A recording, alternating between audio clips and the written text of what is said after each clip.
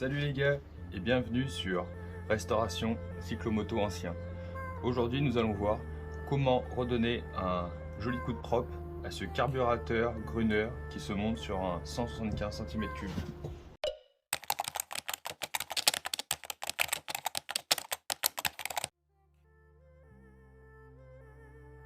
Alors pour cela déjà on va commencer à le démonter. Alors je vous avouerai, j'ai déjà pré-démonté pour pas que ce soit la galère pendant que je filme. Mais déjà on va déjà tout simplement commencer par vider les éléments assez faciles à défaire. Tac. Et une fois ceci démonté, nous allons déjà commencer par lui donner un petit coup de propre à l'eau chaude. Alors voilà, alors maintenant qu'il est démonté, désolé pour les bruits, c'est les voitures qui passent dans la rue. Donc comme je disais, maintenant qu'il est démonté, on va mettre ça de côté. Et on va prendre un seau avec un petit peu d'eau chaude et un peu de savon. Bon là je me suis un peu lâché, mais l'idée c'est d'avoir un peu de savon pour que ça dégraisse. Alors, on va par exemple commencer par la cuve du carburateur. On va déjà commencer tout simplement à prendre un chiffon et à frotter pour déjà défaire l'excédent de saleté qui s'est déposé sur ce carburateur depuis le temps qu'il est stocké dans mon garage. Et on va faire ça sur toutes les pièces. Tac. Alors, une fois celui-ci passé avec un petit coup de chiffon assez rapide, ce qu'on va faire c'est qu'on va utiliser quelque chose qui brosse un peu plus, style une brosse à dents, pour aller dans des endroits où c'est qu'avec le chiffon c'est pas pratique, et c'est surtout que l'action du savon avec le brossage va bien plus retirer les saletés. Tac. Donc on peut utiliser soit une brosse à dents, soit une petite brosse toute simple avec des poils pas très durs mais qui frottent, donc moyen comme un peu les brosses à dents, et on frotte. Alors maintenant que c'est fait, ce qu'on va faire c'est qu'on va rincer la pièce qu'on a nettoyée, donc en l'occurrence la cuve du carbu, à l'eau claire pour défaire tous les résidus de savon et de merde qui sont restés encore un peu bloqués dans les interstices pas très accessibles. Et je vous retrouve juste après. Alors maintenant que notre cuve de carburateur est propre, on va commencer à la nettoyer plus en profondeur, car là elle est juste propre, mais visuellement elle est quand même pas terrible. Alors on va commencer par la nettoyer avec un chiffon et de la crème à récurer. Alors pour la crème à récurer, personnellement je prends de la crème à récurer standard avec un odeur, on s'en fout. Mais l'idée surtout, c'est pas comme par exemple celle-ci, c'est de ne pas avoir de javel dedans, parce que la javel a tendance à faire blanchir le métal. Et nous, c'est pas ce qu'on veut, on voudrait presque qu'il soit plus brillant. Donc vraiment utiliser de la crème à récurer sans javel. Là, on peut voir que le résultat est pas exceptionnel. Alors si du coup, je sais pas si vous voyez quand même la différence. Là, c'est bien lisse, bien propre. Et là, que j'ai pas encore fait, c'est assez granuleux. Donc ça, la crème à récurer fonctionne plutôt bien. Mais si vous n'êtes pas satisfait comme moi, là, je trouve ça pas exceptionnel. On va remplacer le chiffon par de la paille de fer. Alors moi j'utilise de la 000. C'est la plus fine que je trouve et je crois qu'il existe, donc il n'y a pas besoin d'en avoir 15 kg. Ça sert à rien d'en user pour rien, donc on va couper un morceau. On va faire pareil, on va mettre de la crème à récurer dessus. Tac. Et on va faire comme avec le chiffon. On va l'appliquer. Alors par contre, ce qu'il faut faire, c'est qu'il ne faut pas trop forcer sur les portées. Et comme là par exemple, il y a deux joints, un ici et un ici. Pas trop forcer parce qu'il ne faudrait pas déformer la portée, au lieu qu'elle soit bien plane, qu'elle fasse en gros ça quoi, parce que sinon le joint. Donc là on va juste passer un petit coup histoire de dire que ce soit propre. Et c'est tout. On va pas en faire plus. Là c'est propre, le joint fera bien l'étanchéité, parce que la portée normalement est théoriquement bonne. Donc maintenant qu'on en a bien passé de partout, On a bien stické pendant 5-10 minutes. Ce qu'on va faire, c'est qu'on va prendre un chiffon, bien l'essuyer. Donc là, il est propre.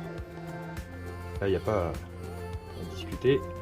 Il est propre. Après, il y a d'autres façons de faire, hein, bien évidemment. Moi, j'utilise celle-ci parce qu'elle coûte pas très cher, ce n'est pas très long à effectuer et le résultat est mais plus que convenable. Le problème, c'est que là, la ferraille elle est à nu, donc elle va repiqueter d'oxydation. Ce qu'on peut faire, ce que d'ailleurs je vais faire, c'est prendre un chiffon microfibre, tac, et du Belgum Chrome. Le Belgum Chrome, c'est pour le chrome, mais ça fonctionne aussi très bien sur une pièce métallique.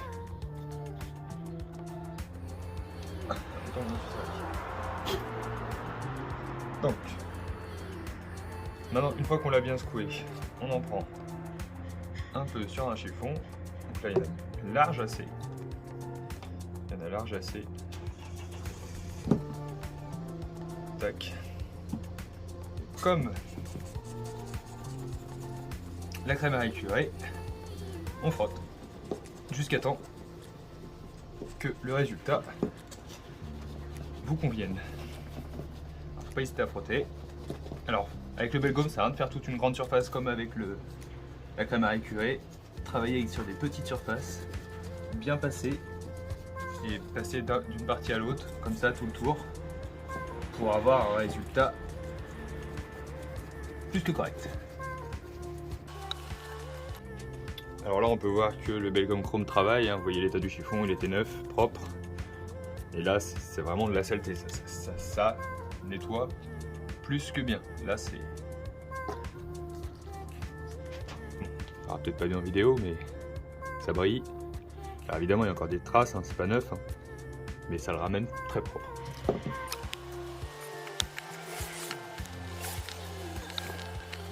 Après l'avoir passé au Belgum, il est assez rutilant, il brille bien, il n'est pas neuf, certes, mais pour les restaurations que je fais, donc qui sont relativement des remises en état en gardant le maximum de pièces d'origine.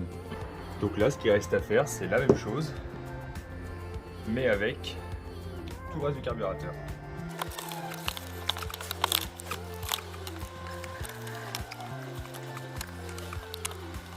Et là, du coup, on va faire la même opération, mais du coup, cette fois, on va pas utiliser la crème à récurer pour la simple et bonne raison, c'est que tout à l'heure, on a utilisé le Belgum, du coup, on va faire la même chose.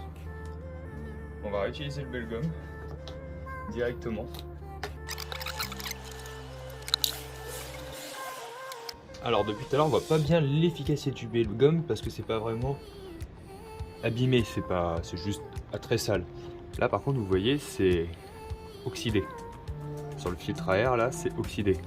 Et là, vous allez voir qu'avec le Belgum, oula, je me suis lâché.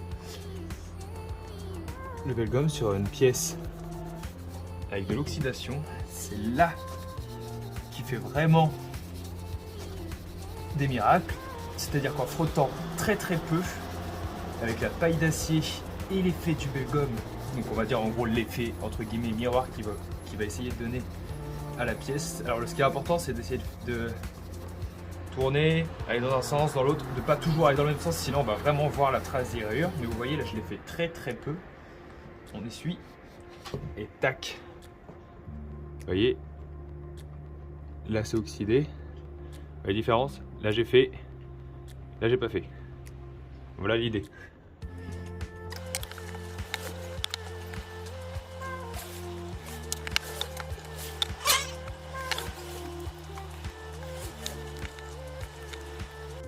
Donc on va remonter ce carburateur.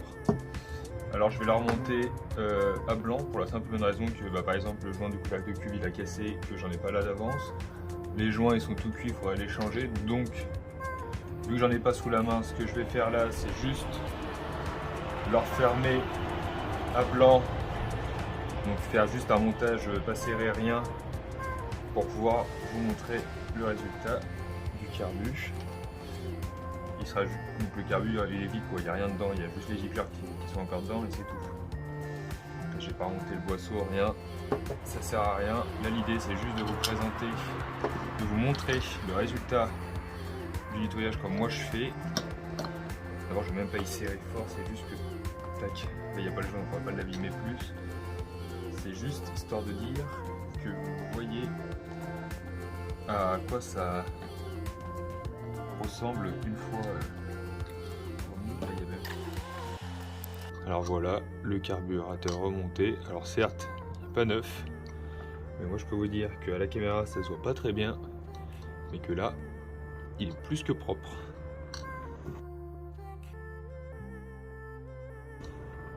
Merci d'avoir regardé la vidéo et à la prochaine.